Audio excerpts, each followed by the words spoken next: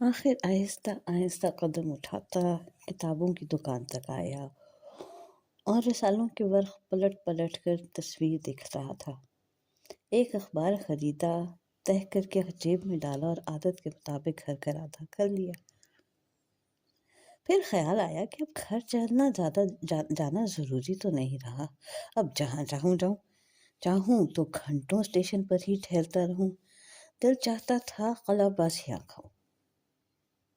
مجھے نہیں اندازہ تھا بیویوں کے نہ ہونے سے شوہروں کے دل اتنے خوش ہوتے ہیں۔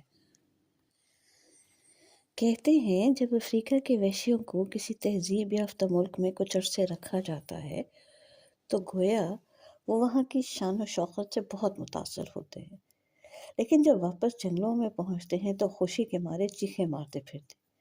کچھ ایسی ہی کیفیت میرے دل کی بھی ہو رہی تھی۔ بھاگتا ہوا اسٹیشن سے آزادانہ باہر نکلا، آزادی کے لہجے میں تانگے والے کو بلایا اور کود کر ٹانگے میں سوار ہو گیا۔ سگریٹ سلگایا، تانگیں سیٹ پر پھیلائی اور کلب کو روانہ ہو گیا۔ راستے میں ایک بہت ضروری کام یاد آیا۔ تانگا موڑ کر گھر کی طرف پلٹا، باہر ہی سے نوکر کو آواز دی، امجد۔ جی حضور۔ دیکھو حجام کو جا کے کہہ دو کہ کل 11 بجے آ جائے۔ بہت اچھا حضور، 11 بجے سن لیا نا، کہیں روز کی طرح پھر 6 بجے وارد نہ ہو جائے۔ بہت اچھا حضور، بہت اچھا، اور اگر 11 بجے سے پہلے آئے تو دھکے دے کر باہر نکال دینا۔ یہاں سے کلب پہنچی۔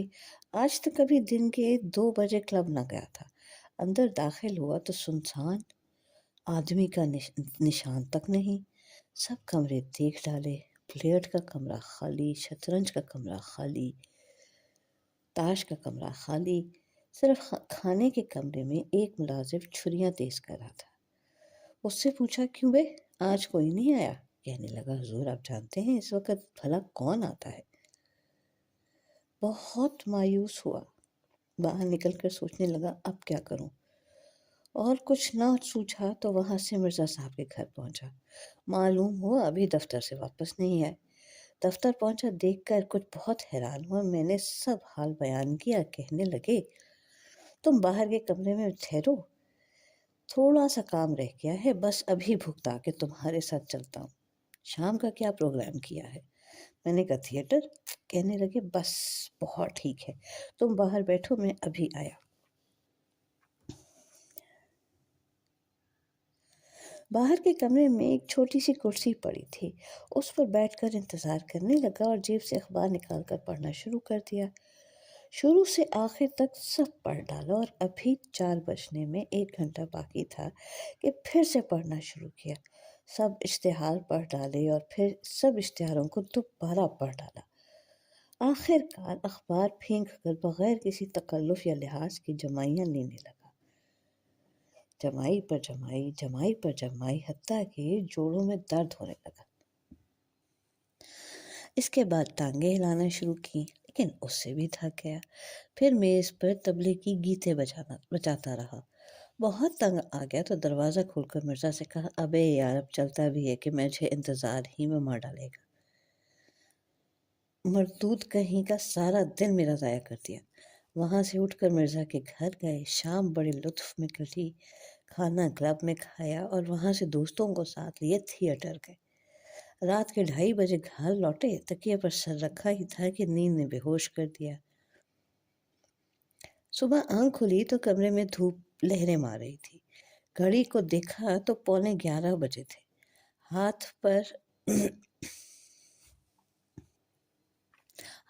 بڑھا کر میز پر سے ایک سگریٹ اٹھایا اور سلگا کر تشکری میں رکھ دیا اور پھر اونگھنے لگے۔ 11 بجے امجد کمرے میں داخل ہوا، کہنے لگا، حضور حجام آیا ہے۔ ہم نے کہا یہیں بلا لاؤ۔ یہ عیش مدت کے بعد نصیب ہوا کہ بستر میں لیٹے لیٹے حجامت بنا ڈالے۔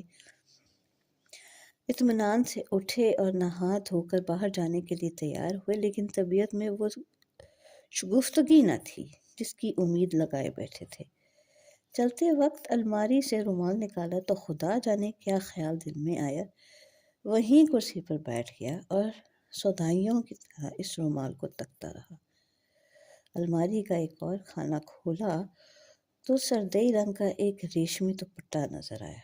बाहर निकाला, हल्की हल्की इत्र की खुशबू आ रही थी। बहुत देर तक उस पर हाथ फेरता रहा।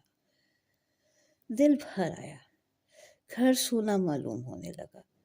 बेहतरा अपने आप को संभाला, लेकिन आंसू टपक ही पड़े। आंसुओं को गिनना था कि बेताब हो गया और सचमुच रोने लगा। सब जोड़े बारी बारी निकाल कर देखे, लेकिन ना मालूम क्या क्या याद आया और फिर बेकरार होता गया।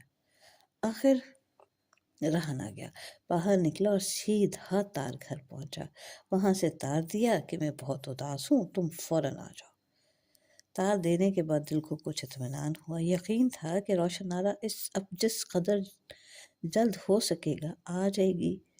इससे कुछ ढारस बंध गई और दिल पर से जैसे एक बोझ हट गया। दूसरे दिन दोपहर को मिर्जा की दुकान पर ताश का मार्का गर्म होना था। वहां पहुंचे तो मालूम हुआ कि मिर्जा के वालिद से कुछ लोग मिलने आए हैं, इसलिए तजवीज़ ठहरी कि यहाँ से किसी और जगह सरक चलो। हमारा मकान तो खाली था ही, सब यार लोग वहीं जमा हुए। अमजद से कह दिया गया कि हुक्के में अगर ज़रा सी भी खलल वाक़ हुआ तो तुम्हारी खैर नहीं, और पान इस तरह से मुतवातर पहुंचते रहें कि बस तांता लगना चाहिए। अब उसके बाद के वाक़यात तो कुछ मर्द ही अच्छी तरह समझ सकते हैं।